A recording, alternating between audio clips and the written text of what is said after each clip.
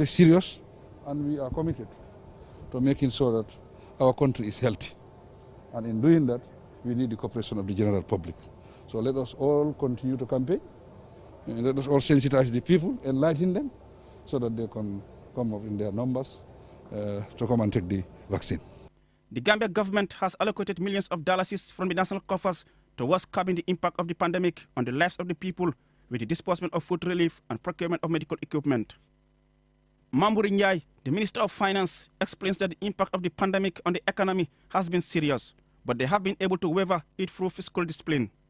So far there is stability, yes. People are talking about price increases, but let us just be aware, Gambia is a price taker. We don't manufacture, we don't control the prices, oil and all of those things. But thank God we are surviving. I think the availability of the products are more important than scarcity. We are aware, and that government is doing whatever it takes to make sure that the citizens are protected. I think what we should learn is, again, cutting our coat according to our size, living a very realistic lifestyle, and that has been the mode of operation, and that we should continue. With the cooperation of the National Assembly, which I really salute.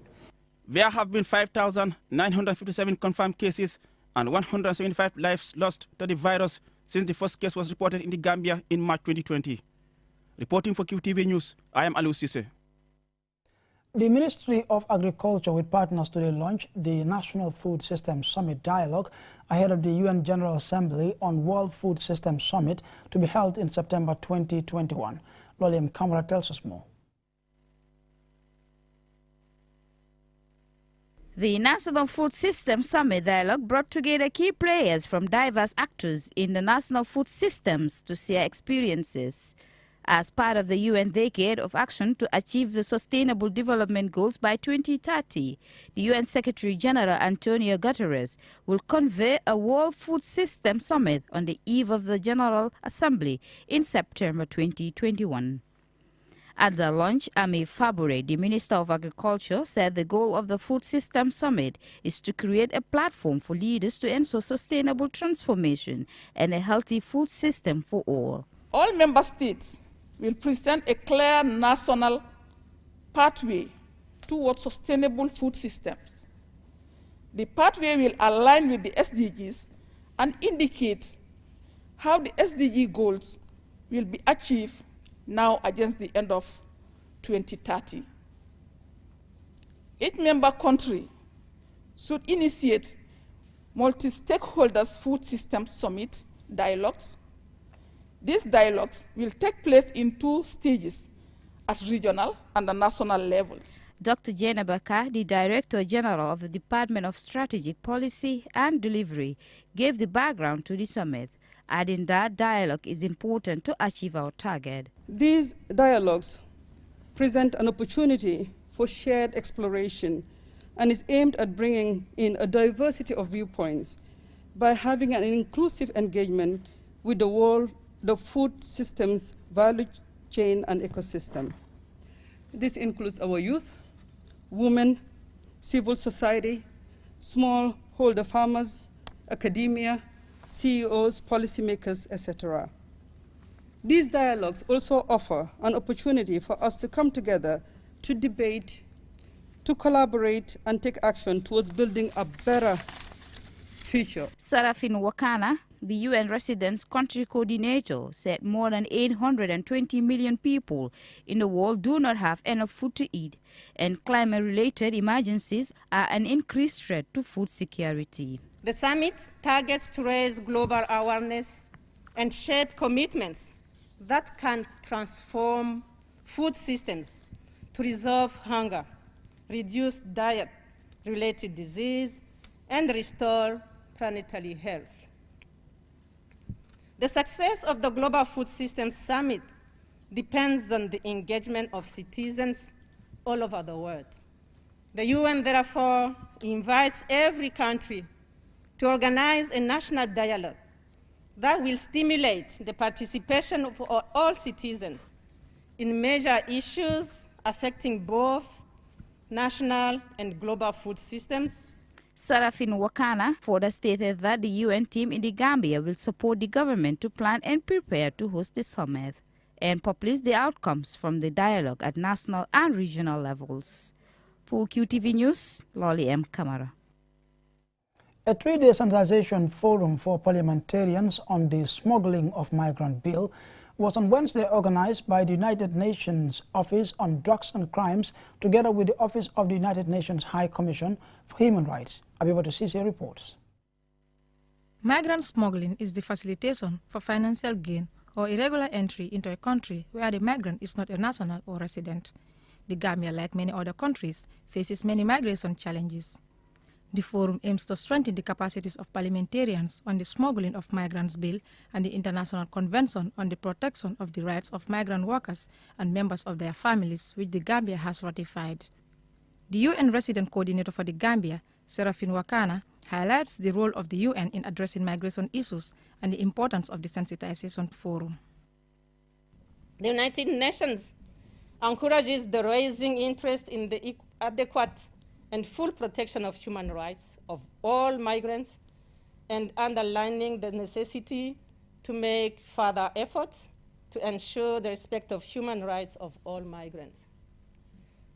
Honorable National Assembly members, one of the main objectives of this workshop for the next 3 days is to sensitize and organize advocacy sessions on the importance of legislating against smuggling of migrants in line with international law, and in particular, the UN Protocol against smuggling of migrants, as well as human rights standards. Yvonne Masarakufa from the Office of the High Commissioner for Human Rights says the protection of migrants is an important issue and the objective of her office is to ensure universal enjoyment of human rights. Today's workshop is aimed at sensitizing our parliamentarians on the anti-smuggling of migrants bill in the Gambia, and also sensitizing them on the International Convention on the Protection of all migrants and members of their families. And it is envisaged that at the end of the workshop, our parliamentarians will have deeper understanding of human rights principles and standards with regards to the protection of migrants. The Vice Chairman on Human Rights and Constitutional Matters Committee of the National Assembly, Honorable Soebu Toure, highlights the challenges faced by migrants and assures the National Assembly's support to domesticate the migrants bill. Over 52 migrants perished in the sea yesterday. So these are all issues that are embedded in this convention. And I believe it is a very important convention. And we will go through the sensitization program, inform ourselves on the merits of this bill, and when we get to the National Assembly, we'll inform the National Assembly of the merits so that they will ratify this bill, domesticate it, to ensure that the benefits that should derive from this bill, comes to the Gambia as well. Over the years, the Gambia has made significant progress in ratifying the UN 2000 Convention Against Translational and Organized Crimes, Trafficking in Persons Act 2007, the Anti-Smuggling of Migrants Bill, which is currently with the Ministry of Justice. However, irregular migration remains a big challenge in the Gambia. For QTV News, I am Abibatu Sise. And that report by Abibatu Sise will lead us to the commercial break. We will be back in a moment. Your favorite mobile service has done it again. Now you can buy cash power with your QMoney account free of charge. Yes, you heard me right. For free. Nothing is cheaper than free. So start buying your cash power from the comfort of your homes with unbeatable services QMoney has to offer. With QMoney, life is easy. Visit your nearest QMoney agent to cash in or call customer care on 133 for more information. Don't forget to wash your hands with soap after handling cash. Stay home, stay clean, stay safe. QMoney, Sunyu Kalpe. We innovate, others follow.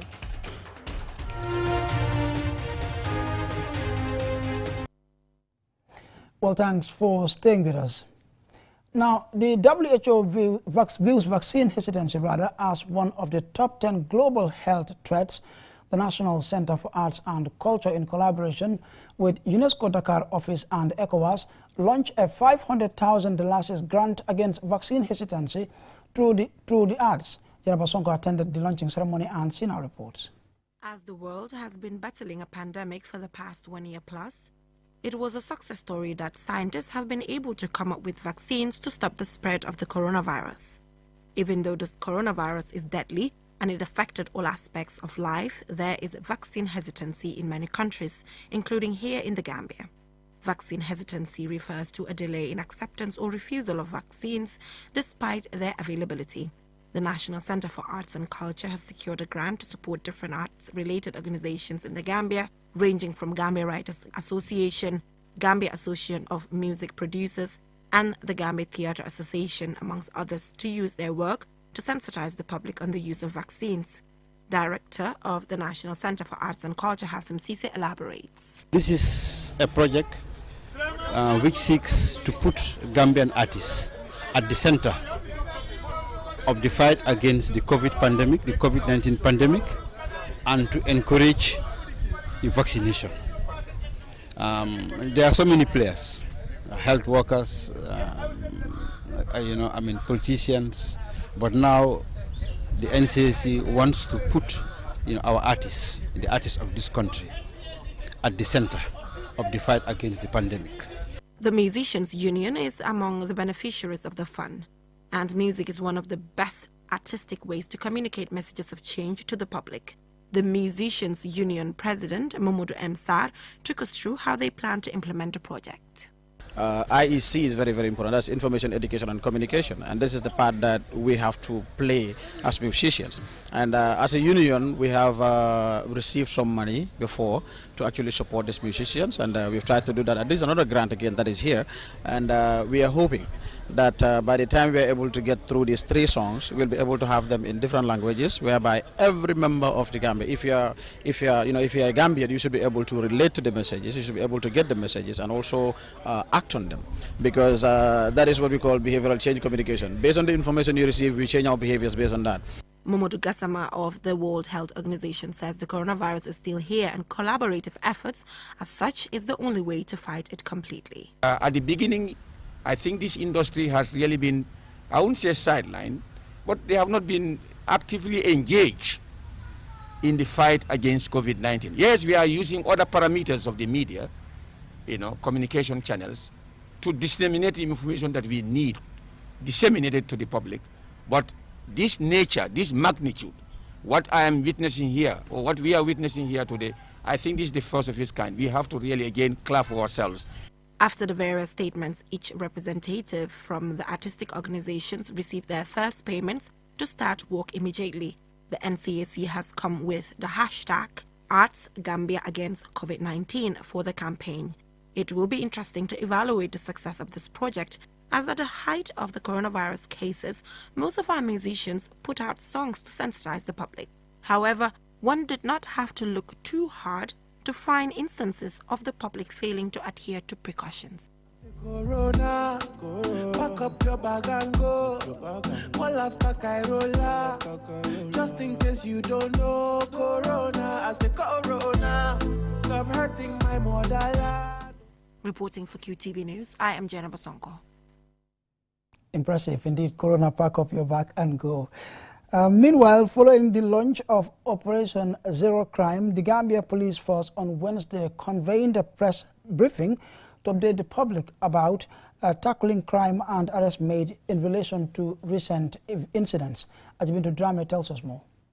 Operation Zero Crime was set up by the Gambia Police Force in April 2021 to combat crime, boost security and maintain peace in the country by dealing with a seemingly high rate of crimes, particularly robberies and murders. The task force mostly conducted patrols in the Greater Banjul area and the West Coast region, targeting criminal hideouts and public places to reduce the menace of crime. During Operation Zero Crime, the police PRO states 881 suspects were arrested at various locations. Among them, 197 people were arrested on drugs-related cases and handed over to the Drug Law Enforcement Agency, while 353 were set free after investigations revealed that they are not involved in crime. We want to get the public to be aware of the fact that many of these stolen properties that are being taken during breakings and stealings are finding their ways into households and compounds and communities. And so there are people who are within these communities and within these households. Captain Malik Sanyang, the Deputy Public Relations Officer of the Gambia Armed Forces, had a response to recent calls to bring more security forces to such as the Gambia Armed Forces to increase it. You have military establishments in all these places, and they would join them during their patrols, and of course they will give them all the necessary backup that they would need from the military. Just to say, because most of these incidences that we are seeing right now are criminally related, the police will of course have to naturally take the lead. Yes, we have responsibilities, but we have a limited police duty responsibility given to us. On the issue of the reported number of recent murder cases in the country, Superintendent Jai explains. Investigations usually will be centered at the police departments, especially responsible for investigation. That is the crime department. And so when a matter is reported to the police and it is referred to the crime department, usually to get updates, we will need to liaise with them first so that they give us the recent update as far as their investigation is concerned. Unfortunately, when we were coming to this press briefing, we were focusing on the Operation Zero Crime, and so we didn't get the latest updates on those cases. But importantly for you to note is that investigations have been opened in all these cases, and the investigations are progressing accordingly. Officials of the Drug Law Enforcement Agency said they have dealt with 64 cases involving 77 suspects and recovered 1411 parcels and 768 wraps on cannabis. In addition, 106 cannabis resin, 57 diazepam tablets were seized. The Bantakera case, the panel will come, when they finish the investigation, they will come up and then we'll call a press conference where we'll brief the general public about the developments with regards to that case. Superintendent Lamin Jai, the police PRO, calls on the public to share information regarding suspected crimes. He also mentioned some of the challenges they face during operation, including people sometimes obstructing them while carrying out their duties. Ajibintu Drame, QTV News. And from that report by Ajibintu Drame, we'll take our second commercial break, but when we return, we take a look at international news. With QCell's eFankanta service, you never have to worry about running out of credit, whether you're completely out of cash or far from a credit vendor. QCell's eFankanta is your way out. Loan any amount between $10 and $100 now and pay later. Dial *393# to get started. As part of our efforts to always be your trusted network, we encourage you to use *393# for all your eFankanta requests and say goodbye to the old *118#. Do note that *118# will no longer be functional after November 15, 2020. So remember, it's *393# whenever you want to access the eFankanta service. Call 111 for more information. QCell, Sunyabus. Terms and conditions apply. Welcome back. If you're just joining us, this is QTV News, and I am Ansmana Iso-Nyasi. Over now to international news. Now, today, May 19th, marks the 42nd anniversary of the establishment of relations between the Gambia and Cuba. Described as the only revolutionary country in Latin America, Cuba provided immense support to African revolutionaries beginning in the 1960s right through to the early 90s in the continent's struggle for independence. Here's a special report by Mulumboch. The most obvious Cuban presence in this country is that of the Medical Brigade, currently comprising 158 doctors providing services in areas in the country Gambian doctors are reportedly reluctant to serve. The National Assembly member for Banjul North, Usman Silla, who is also the chairman of a joint parliamentary friendship group between the Assembly and Cuba's Popular Assembly, pays tribute to the doctors. Gambians benefiting from access to medical doctors, particularly in some hard-to-reach areas, remote areas, thanks to the Cuban support. In an interview on the occasion at his residence in Bijilo, the ambassador of the Republic of Cuba in the Gambia, Ruben Abelenda, speaking through an interpreter, says the relations between our countries have been going from strength to strength. And it is precisely our objective to increase, to strengthen the relations. He said Cuba would have liked to do more in its support, but the American chokehold on its economy constrains what it can do. Most Cubans, he said, trace their ancestry to Africa. And on top of that, Cuba owes a debt to Africa. Africa always said that they are very grateful and they thanks the Cubans because of the help we have given them. But we have a historical debt with Africa that we are not going to pay never. That is that a lot of Africans went to Cuba as slaves and to other countries. But in the case of Cuba, they fought for the Cuban independence just together, side by side to the Cubans. When Nelson Mandela was released from prison in 1990, his first trip outside South Africa in July 1991 was to Havana, Cuba, to meet Fidel Castro to thank him for helping end apartheid in his country. Regarded in the West as an oppressor of his own people, Castro and Cuba in Africa, however, represent more of a liberator than an oppressor. Barely a year after the Cuban Revolution in 1959, the new leaders committed themselves to helping African revolutionary struggles.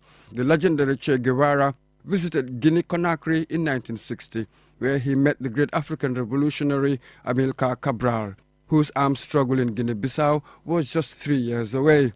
Cuba supported him, supported Agostinho Neto in Angola, and perhaps more than 24 revolutionary movements across the continent. From 1965, when Guevara crossed Lake Tanganyika to go help the revolutionaries in Congo, and 1991, when the last Cuban revolutionary fighters left Angola, about 500,000 Cubans had fought in African liberation struggles, losing about 10,000 lives, according to some estimates. And Cuba, despite the U.S. embargo, has successfully established one of the best health and education systems in the world. It is among the few countries in the world with an almost 100% literacy rate. According to the UN, it stands at 99.99%. They have also created an unequaled international medical outreach program across the world. In April this year, Raúl Castro stepped down as first secretary of the Communist Party, the highest office in the party hierarchy. For the first time in 6 decades, Castro is not at the helm in Cuba. Miguel Díaz-Canel, party president since 2018, is the new first secretary. But would change of leadership also mean change of foreign policy? We have a common phrase in Cuba that it says, we are continuity. It means that we are going to keep, to maintain our principles of solidarity and friendship. For QTV News, I am Mamadou Mbouch. Interesting history there. Now, a diplomatic rift has deepened between Spain and Morocco after a record 8,000 undocumented migrants entered Spain in 2 days from Morocco. More in this report by Ajibintu Drame. The 8,000 migrants, including families, are reported to have entered Ceuta on Monday and Tuesday. Many entering the territory by swimming around border fences in the sea that separate the enclave from Morocco or walked across low tide. The migrants include about 1,500 minors. There are reports that some migrants use inflatables and dinghies to reach Spain. This has resulted in Spain gearing up her diplomatic pressure on Rabat as the Prime Minister flew into Ceuta to restore order in the North African enclave. About half of the migrants have been sent back to Morocco by the Spanish government. Since then, Spain has enforced and deployed an estimated 6,000 troops to the beaches, operating 24 hours a day. Spain's top diplomat summoned Morocco's ambassador to express her displeasure as Moroccan security turned a blind eye to what the Deputy Prime Minister, Carmen Calvo, described as an attack on our border. The border between Morocco and Spain is a popular entry point that has enticed many to use it as a way of transit or route to irregularly migrate into Spain in search for a greener pasture. Despite its size, the Gambia has seen many youths use the so-called backway journey to Europe. According to the IOM, over 35,000 Gambians arrived in Europe by irregular means between 2014 and 2018. A boat that left the coastal village of Barra with migrants barely 2 years ago capsized and 63 migrants drowned off the coast of Mauritania. The Spain-Morocco situation has drawn more criticism from Spain and the European Union, aimed at Morocco for what they see as allowing the situation to persist. It tears our hearts out to see our neighbors sending children, even babies, because they reject a humanitarian gesture on our part. Spanish Foreign Minister Arantxa González Laya said on public radio on Wednesday. The Spanish enclave of Ceuta has a population of 80,000 and is located on the northern tip of Morocco across from Gibraltar. Along with Melilla, it has long been a magnet for African migrants trying to reach Europe in search of a better life. Morocco has long sought to claim the area as its territory, a claim which Spain and the international community has never recognized. Ajibintu Drame, QTV News. And I'm afraid that's all about it, but before we take a leave of you, here's a recap for main headlines. At a time when there are reports of so-called vaccine hesitancy, President Barrow has taken his second anti-COVID vaccine jab. The Ministry of Agriculture with partners today launched the National Food System Summit Dialogue ahead of the UN General Assembly on World Food System Summit slated for later this year. Parliamentarians have taken part in a 3-day sensitization forum on the smuggling of the migrant bill. The National Center for Arts and Culture, in collaboration with UNESCO Dakar office and ECOWAS, launched a $500,000 COVID-19 sensitization grant against vaccine hesitancy through the arts. In international news, and the diplomatic row between Spain and Morocco deepens as record numbers of migrants cross from Morocco to the Spanish enclave of Ceuta. Well, I'm afraid that is all we have for you in this edition of the news. On behalf of the entire production team, thanks for watching. Do join us at 10 p.m. for another bulletin. Bye for now.